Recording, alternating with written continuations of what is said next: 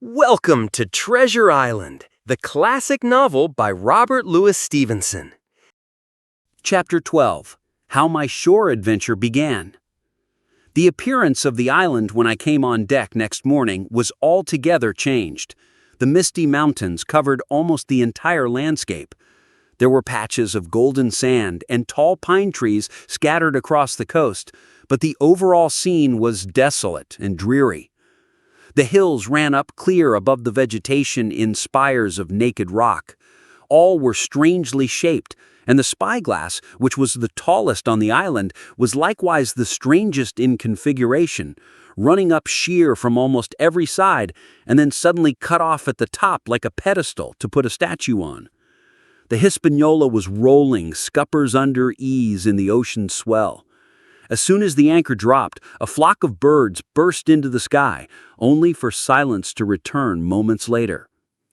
Thick woods surrounded the shore, with low-lying beaches in the foreground, and layered hills like giant steps in the distance. Two muddy rivers emptied into the bay, and there was not a breath of air moving. A peculiar stagnant smell hung over the anchorage, a smell of sodden leaves and rotting tree trunks. I observed the doctor sniffing and sniffing, like someone tasting a bad egg. The morning sun burned hot, making the air on deck suffocating. Among the crew, signs of unrest were becoming more obvious. The slightest order was received with a black look and grudgingly and carelessly obeyed.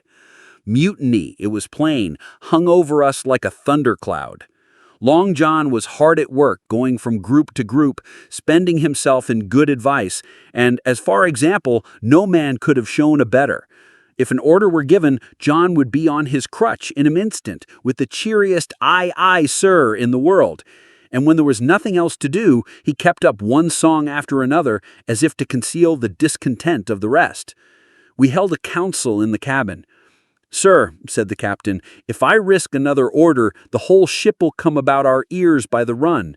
You see, sir, here it is. I get a rough answer, do I not? Well, if I speak back, pikes will be going in 2 shakes. If I don't, Silver will see there's something under that, and the game's up. Now, we've only one man to rely on." "And who is that?" asked the squire. "Silver, sir," returned the captain. "He still wants to wait until we've found the treasure. He'll keep things under control for now." It was so decided. Loaded pistols were served out to all the sure men. Hunter, Joyce, and Redruth were taken into our confidence and received the news with less surprise and a better spirit than we had looked for, and then the captain went on deck and addressed the crew. "My lads," said he, "take the afternoon ashore. I'll fire a gun half an hour before sundown." Then he disappeared below deck, giving Long John Silver the chance to lead.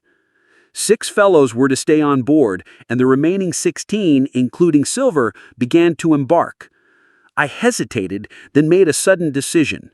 I would go ashore too. Silver had too few men to seize the ship, and I wanted to know what they were up to. Before he could stop me, I had jumped into one of the boats and hidden low in the bow. As the first boat landed, I sprang ashore and vanished into the jungle, just as Silver called out behind me, "Jim! Jim!"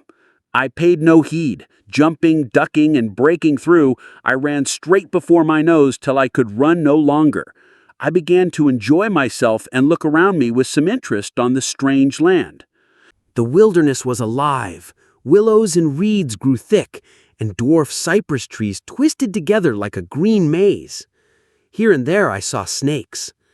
I now felt for the first time the joy of exploration. The isle was uninhabited. All at once there began to go a sort of bustle among the bulrushes. A wild duck flew up with a quack. Another followed, and soon over the whole surface of the marsh a great cloud of birds hung screaming and circling in the air. Nor was I deceived, for soon I heard the very distant and low tones of a human voice, which, as I continued to give ear, grew steadily louder and nearer. It was Silver's voice. I considered running, but then forced myself to stay. I had a duty to see this through. I crept forward and found Silver and another pirate sitting on a grassy clearing. The sun beat full upon them. "Mate," Silver was saying, It's because I thinks gold dust of you. Gold dust, and you may lay to that. But if it were anyone else, well, you know how I deal with traitors."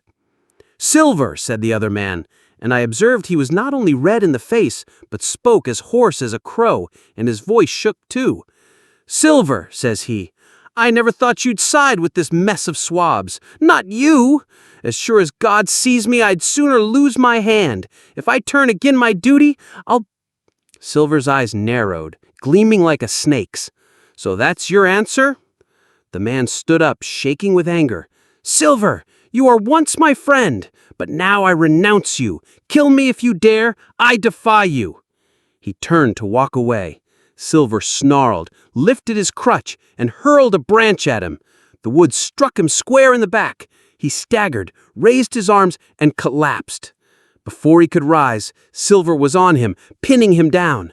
Then, with one swift motion, he drew his knife and finished the job. The murder was over in an instant. Then the monster had pulled himself together, his crutch under his arm, his hat upon his head. Everything else was unchanged, the sun still shining mercilessly on the steaming marsh, and I could scarce persuade myself that murder had been actually done. Then one thought took hold. I have to get away from here, right now. I bolted through the trees, running as fast as I could.